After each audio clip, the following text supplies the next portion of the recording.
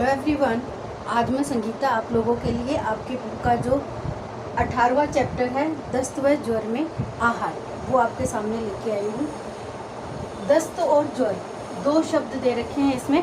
अभी तक हमने सारी अवस्थाओं में अध्ययन किया था कि शैशवावस्था क्या है, बाल्यावस्था क्या है, किशोर अवस्था, गर्भावस्था, धात्री माता, युवावस्था, प्रौढ़ावस्था, वृद्धावस्था, ये सारी हमने विकास की अवस्थाओं के अंतर्गत अध्ययन कर लिया था।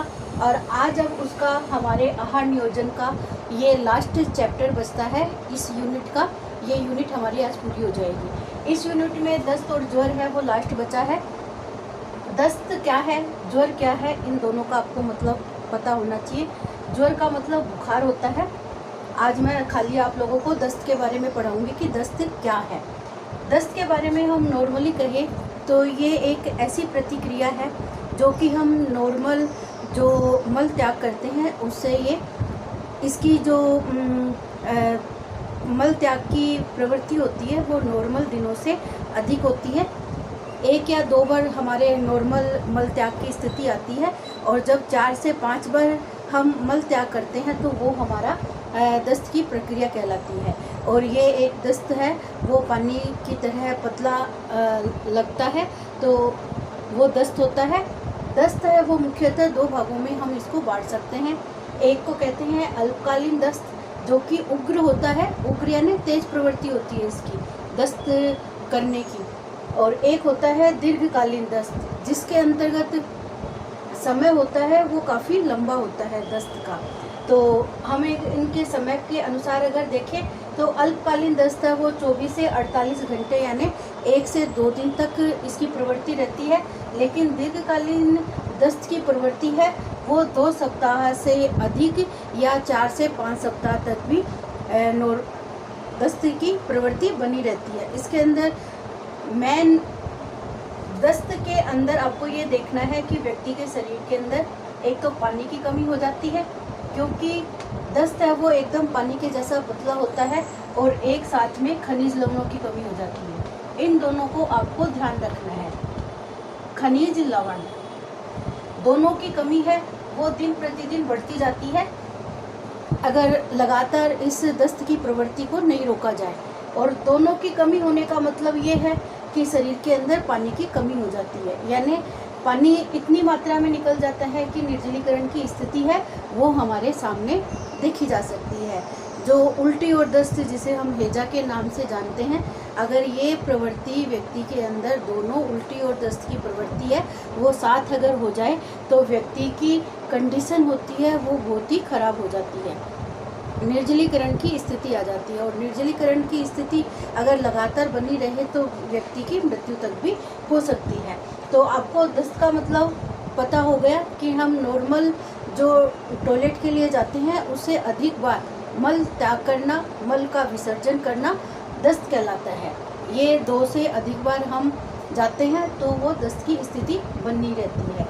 इन दस्त की प्रवृत्ति के अंदर हमें आहार का किस तरीके से प्रबंधन करना चाहिए, ये हमें इस चैप्टर के अंदर मुख्य बात हमारी यही आती है कि ये देखा जाता है। एक तो आपको ये पूछा जा सकता है कि दस्त क्या है और ये कितने प्रकार का होता है, आपको ये ध्यान रखना है। और ये आपका एक प्रश्न भी आपको करना है कि दस्त क्या है, दस्त की परिभाषा होनी चाहिए, और दस्त कितने प्रकार के होते हैं ये आपको पता होना चाहिए। और जो अल्पकालीन दस्त है उसका समय कितना होता है, और दीर्घकालीन दस्त है उसकी प्रवृत्ति कितनी होती है, ये आपको पूरी तरह से पता होना चाहिए, क्योंकि इसके ऊपर प्रश्न है वो 2-3 बार पूछा जा चुका है। और इसमें से और बुखार में से, ज्वर यानी बुखार, दोनों में से आपको एक प्रश्न है 3 नंबर का कार्य है वो इस लेसन के अंदर इन्हीं दोनों बिंदुओं के अंदर से देखने को मिलता है।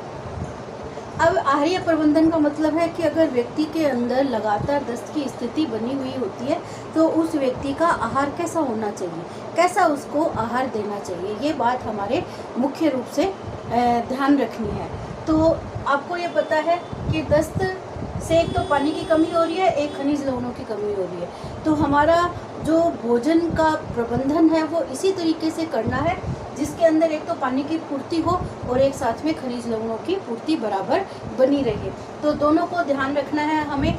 इसके लिए सबसे पहले तो एक ORS का घोल आता है मार्केट में, पैकेट के रूप में भी आता है ये ORS का घोल। वो ORS का घोल होता है, उसको हम 1 लीटर पानी की बोतल के अंदर मिला के और उसको अच्छे तरीके से फेंट लेते हैं। और फिर जो भी वो जितनी बार पानी मांगता है रोगी व्यक्ति, उस व्यक्ति को वही ORS वाला पानी है हमें घोल देना चाहिए, ताकि उसके अंदर ये दोनों पानी की कमी हो और खनिज लवणों की भी कमी है, वो दोनों बराबर होती रहे। एक प्रश्न आपका ये भी पूछा जा चुका है कि ORS है क्या, इसका पूरा नाम क्या है, ये आपको पता होना चाहिए। ये बहुत बार पूछा जा चुका है ये प्रश्न। ORS को हम ओरल रिहाइड्रेशन सॉल्यूशन कहते हैं। ये एक तो बाज़ार के अंदर रेडीमेड आता है, बना बनाया पैकेट आता है, जिसको आपको पानी में डाल के और फिर उसको मिला के पीना होता है। और दूसरा, हम इसी घोल को घर के अंदर तैयार करते हैं। इसके ऊपर भी आपका प्रश्न है वो पूछा जा चुका है कि ये ओरल रिहाइड्रेशन है, ORS का घोल है, वो किस तरीके से तैयार किया जाता है, इसकी तैयार करने की विधि को बताना है। तो ये ORS का घोल बनाने के लिए सबसे पहले तो हमें 1 लीटर बॉईल करना है पानी, और बॉईल पूरा 100 डिग्री सेंटीग्रेड के ऊपर गर्म करना है। अब इस 1 लीटर पानी के अंदर सोडियम क्लोराइड, जिसे हम नमक के नाम से भी जानते हैं, सोडियम क्लोराइड है वो 3.5 ग्राम मिलाना है। 1 लीटर पानी के अंदर सोडियम क्लोराइड है वो 3.5 ग्राम मिलाना है। और दूसरा पोटेशियम क्लोराइड है वो 1.5 ग्राम मिलाना है। साथ में डेक्स्ट्रोज शर्करा हम नॉर्मली शर्करा या चीनी भी बोल सकते हैं, ये 20 ग्राम लेनी होती है। और सोडियम सिट्रेट है वो 2.9 ग्राम होता है।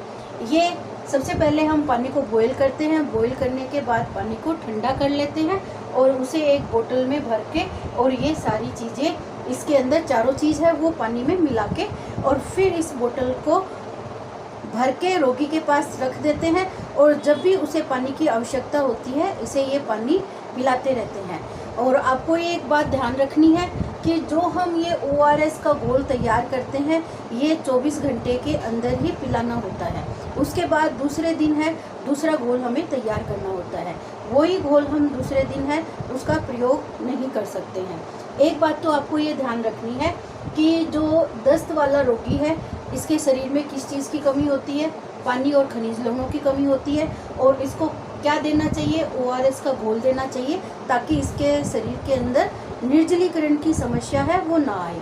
निर्जलीकरण से हमें व्यक्ति को बचाना है, नहीं तो शरीर में पानी की कमी होगी तो व्यक्ति की मृत्यु भी हो सकती है।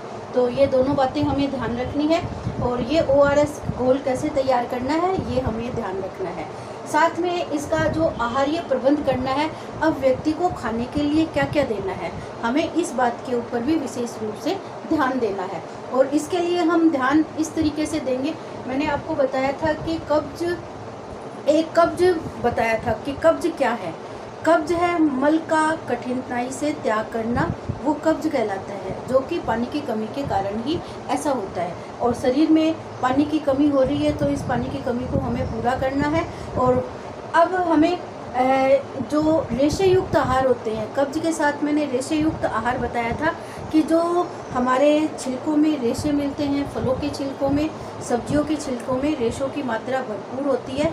तो इस व्यक्ति को, रोगी व्यक्ति को, दस्त से रोगी जो व्यक्ति है उसको हमें रेशे बिल्कुल नहीं देने हैं। उनकी कमी है वो उसके भोजन में हमें करनी है। रेशेयुक्त आहार का प्रबंध है उसके भोजन में नहीं होना चाहिए। सिंपल, सादा, कम तेल, तला भुना नहीं होना चाहिए, कम मिर्ची वाला होना चाहिए। खिचड़ी, दलिया, अर्ध ठोस आहार है उसके भोजन में हमें देना जरूरी है। सब्जियों का सूप वगैरह आप इसको दे सकते हो, क्योंकि इसमें उसकी जो कैलोरी क्षमता है, एनर्जी, ऊर्जा है, वो ज़्यादा ख़त्म होती है। पानी की कमी के कारण उसकी कैलोरी की मांग है वो बढ़ जाती है, और उस कैलोरी को पूरा करने के लिए उसे प्रोटीन युक्त आहार देना जरूरी होता है। साथ में वसा की मात्रा है वो उसके भोजन में कम करनी होती है, क्योंकि इस समय उसकी आहार नाल की कैपेसिटी होती है वो काफ़ी कमज़ोर हो जाती है और वो भोजन को पचाने में असमर्थ होता है। तो ऐसी स्थिति में उसे वसा युक्त आहार नहीं देना चाहिए। वसा है वो पचाने के लिए उसके पीछे शारीरिक श्रम की ज़रूरत होती है और काफ़ी एनर्जी उससे प्राप्त होती है, लेकिन वो उसकी अनुपस्थिति है उसके भोजन में करना चाहिए।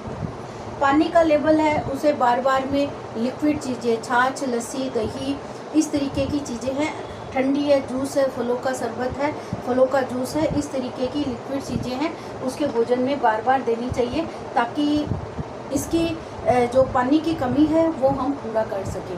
तो और इससे जो दस्त से रोगी व्यक्ति होता है उसके भोजन में और कोई किसी तरीके की चीज़ें नहीं देनी चाहिए, ठंडी चीज़ें, लिक्विड चीज़ें, और साथ में फल, कम मिर्च मसाले वाला सादा भोजन और कम छिलके वाला, रेशे वाला भोजन है वो इस रोगी व्यक्ति को देना चाहिए, ताकि इसकी जो दस्त संबंधी समस्या है उसको हम ख़त्म कर सके और जल्दी से जल्दी इसकी स्थिति है उसको हम कंट्रोल में कर सकें। तो इस बात का हमें विशेष रूप से ध्यान रखना है कि दस्त क्या है और कितने प्रकार का होता है और इसको हम किसके माध्यम से इस कमी को पूरा कर सकते हैं। इसका पूरा नाम है, ये आपको ध्यान रखना है कि ORS का पूरा नाम ओरल रिहाइड्रेशन सॉल्यूशन है। तो आप इतने प्रश्न हैं अपनी कॉपी में कर लेना, और ताकि ये वीडियो है आपके लिए हेल्पफुल हो सके और आपके लिए अच्छे से अच्छे क्वेश्चन है आपके तैयार भी हो जाएंगे। अगर आपने ये चैनल सब्सक्राइब नहीं किया है तो प्लीज़ आप इस चैनल को सब्सक्राइब करें और इसका फ़ायदा उठाएं और ज़्यादा से ज़्यादा शेयर करें, ताकि सारे बच्चों को इसका लाभ है वो मिल सके।